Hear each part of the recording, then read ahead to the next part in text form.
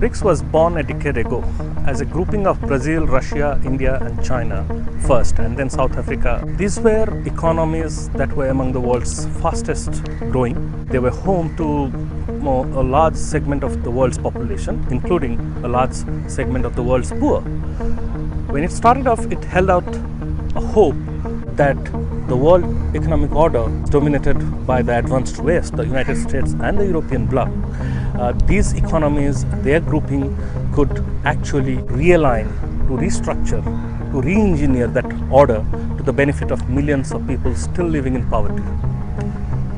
A decade on, when their leaders meet on Sunday, right out here, to discuss the future of BRICS, they are confronted with a different reality. Double-digit growth is a thing of the past for China. South Africa is struggling with a 1% plus growth. Russia, Brazil, the two big middle-income countries, saw their economy contract last year, primarily because of the falling commodity and oil prices.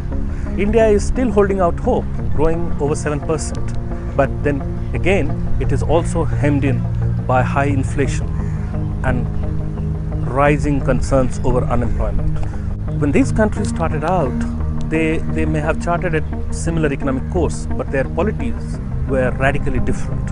South Africa, Brazil, India are democracies. China, Russia, on the other hand, have an authoritarian regime. And they are, therefore, expected to have differences when it comes to issues that are political.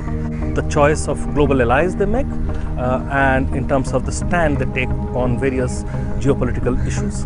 Those differences were expected to narrow as they worked to create a cohesive economic grouping. Unfortunately, however, what we see in the last few years, these countries have drifted apart. The most important constituents of this bloc today, China and India, are besetted with a host of bilateral problems. India's relationship with Russia has also turned a little cold in recent years.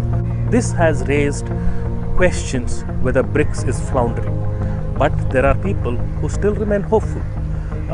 Those who remain hopeful, they see the common compulsion or common rationale for these countries to be together is as strong as it ever was, that they are emerging economies.